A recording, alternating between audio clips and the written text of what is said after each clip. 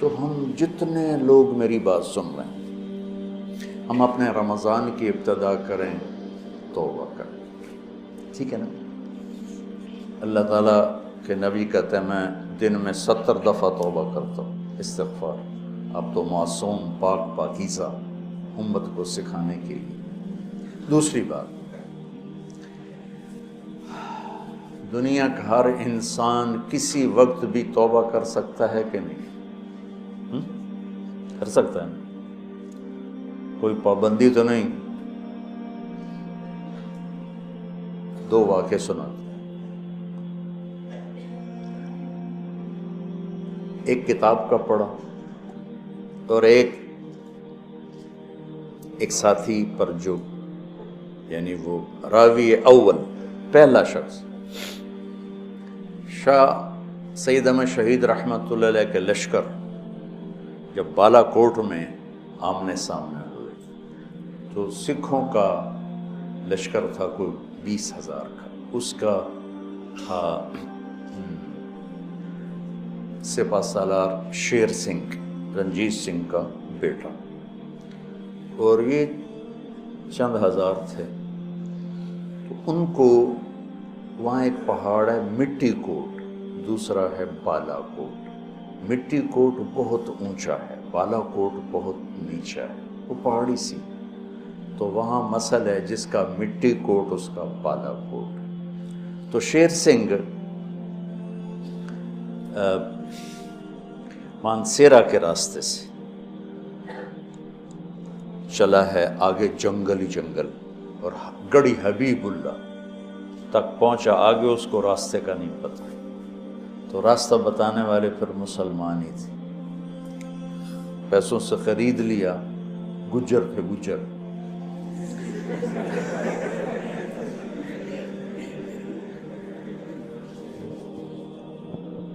تو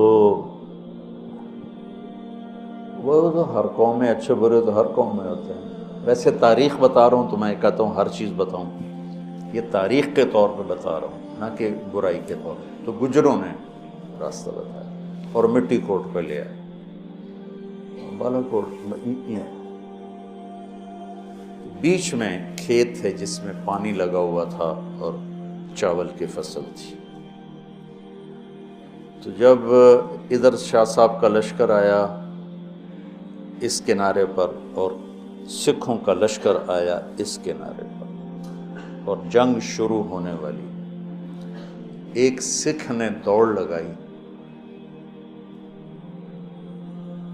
اور کھیت وہ سمجھے کہ حملہ کرنے جا رہا، اس نے دوڑ لگائی اور چاول کے کھیتوں کو پار کرتا ہوا آ کر شاہ صاحب کے پاؤں میں گر پڑا، اپنا کڑا توڑا، زنار توڑیو کا مجھے کلمہ پڑھا۔ شاہ صاحب نے کلمہ پڑھایا، جنگ شروع ہوئی، پہلا شہید یہ سکھ تھا۔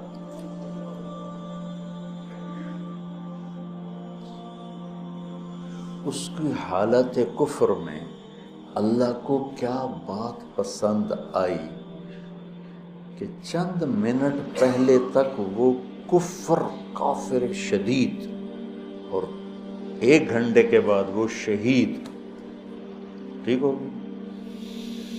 عبدالوحید صاحب رحمۃ اللہ علیہ میرے دوست تھے، گلاسگو میں رہتے تھے، میواتی تھے، پیر محل کی۔ وہاں مزدوری کرنے گئے ایک انگریز کے نوکر ہو کے، اس کی 20 سال نوکری کی، پھر اللہ نے وسعت دی، اپنا کام کر۔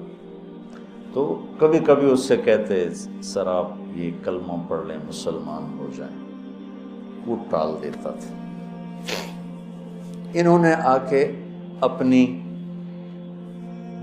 جو تجارت چلائی اس میں مگن ہو گئے، رابطے گم ہو گئے۔ کئی سال کے بعد، کوئی 10-15 سال کے بعد انہیں فون آیا کہ میں تیرا پرانا باس بول رہا ہوں، میں فلاں ہاسپٹل میں ہوں، مجھے آ کے ملو۔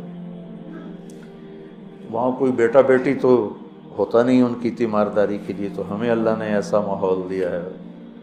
یہ پہنچے تو وہ تکلیف میں تھا، کہنے لگا مسٹر عبدالوحید، جو بات تم مجھے کہا کرتے تھے مجھے آج پڑھا دے، سکھا دے۔ کہنے کہ میں نے اس سے کلمہ پڑھایا، اس نے کلمہ پڑھا اور اس سے اگلے سیکنڈ وہ مر گیا۔ رمضان میں جو مر جائے اس کی بخشش ہو جاتی، اس کا حساب نہیں ہوتا، حساب نہیں ہوتا۔ تو کسی نے مجھ سے پوچھا بعد میں ہوتا ہے؟ میں نے کہا اللہ تعالیٰ کوئی ہماری طرح، اللہ تو رحیم و کریم ہے، ایک دفعہ چھوڑ دیا تو چھوڑ دیا، یہ تھوڑا ہونا آ جاؤ بھائی ضمانت کینسل ہو گئی ہے دوبارہ پا دے۔ یہ تو دنیا کے دستور، جب اس نے ایک دفعہ کہا چاؤ۔ تو یہ بہت مبارک مہینہ ہے، اس کی عظمت اور فضیلت تو یہ ہے کہ فرض 70 فرض کے برابر ہو جاتا ہے اور نفل فرض کے برابر ہو جاتا ہے۔ اللہ جہنم کے دروازوں کو بند کر دیتا ہے، جنت کے دروازوں کو کھول دیتا ہے، عرش اس کا پہلے آسمان پہ آ جاتا ہے، شیطان سارے قید ہو جاتے ہیں، ساری کائنات، سمندر کی مچھلیاں اور زمین کی چیونٹیاں روزہ رکھنے والوں کے لیے دعا کرتی ہیں، جنت کو روزانہ روزے والوں کے لیے سجایا جاتا ہے، اور اللہ اسے کہتا ہے میرے بندے آ رہے ہیں تجھ میں ہمیشہ رہنے کے لیے۔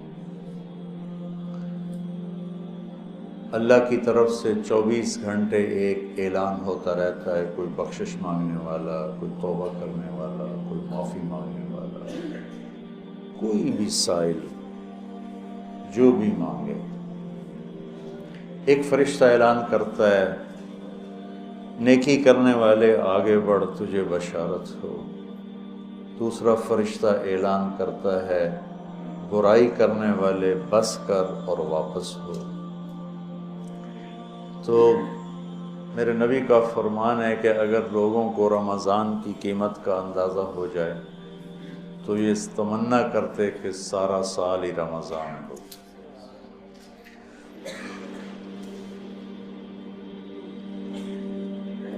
ٹھیک ہو؟ یہ تو آپ کو نے دو غیر مسلموں کی بات سنی۔ من کان آخر کلامہ لا الہ الا اللہ دخل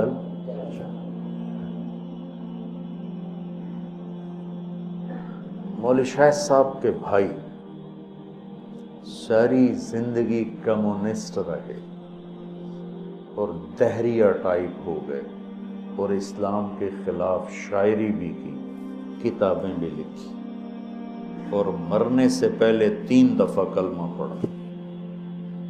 مولوی شاہ صاحب نے خود بتایا کون سی بات اللہ کو پسند آئی کہ اس کے سارے کفریات کے باوجود ایمان کو سلب نہیں فرمایا۔ اس ایمان والی ماں سے پیدا ہوا تھا۔ ایک سٹیج کا اداکار تھا، یہ جواد وسیم صاحب کا واقعہ، وہ ہر عیب میں سب سے آگے تھا، اور ہم کہتے ہیں ماشاءاللہ نماز پڑھتے موت آئی، قرآن پڑھتے موت آئی، اللہ کے راستے موت آئی۔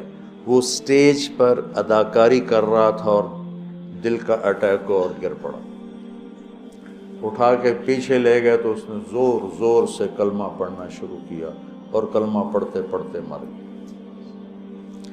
موت کہاں آئی؟ سٹیج پر، جو انتہائی غفلت کی، نافرمانی کی جگہ ہے، اور ہر عیب، ہر کبیرہ گناہ۔ اور جب میں کوئی چھٹی نہیں دے رہا ہوں، میں ایک بات کرنا چاہتا ہوں جس پر کہ میری طرف سے کوئی اجازت نہیں کہ جو مرضی کرو ہوتے اللہ اخیر تک کلمہ وہی پڑھتا ہے جس کو اللہ پڑھواتا ہے۔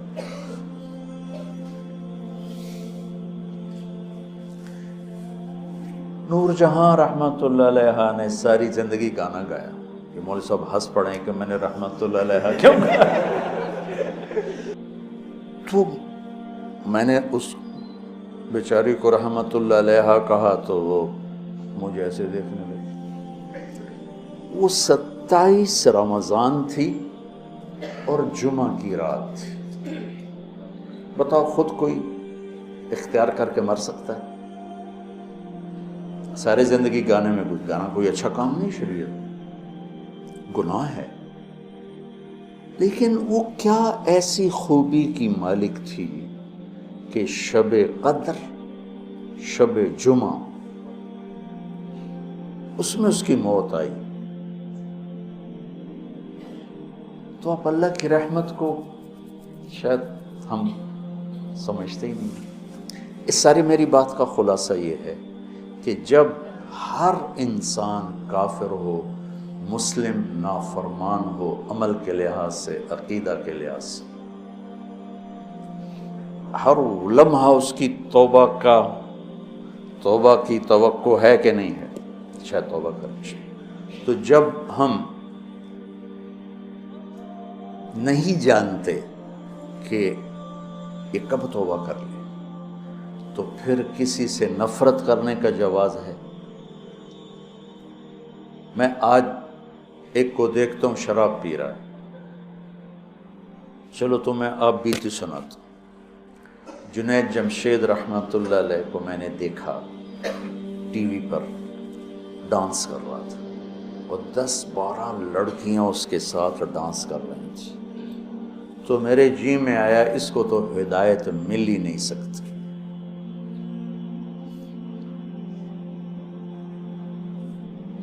اور اللہ نے اس کی ہدایت کا مجھے ہی ذریعہ بنایا۔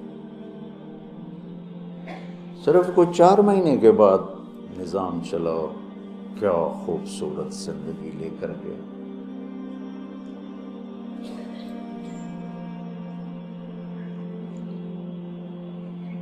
تو جب ہر انسان کے بارے میں ہر وقت یہ توقع ہے کہ یہ توبہ کر سکتا ہے، تو پھر کسی بھی انسان کو مسلم، کافر، حقیر سمجھنے کا کوئی جواز ہے؟ آج وہ یہ کر رہا ہے، وہ رات کو توبہ کر لے، وہ کل توبہ کر لے، وہ موت کے آخری لمحے میں توبہ کر لے، تو میری حقارت تو مجھے گرا دے گی، اور وہ جنت کے مزے کر رہا ہوں۔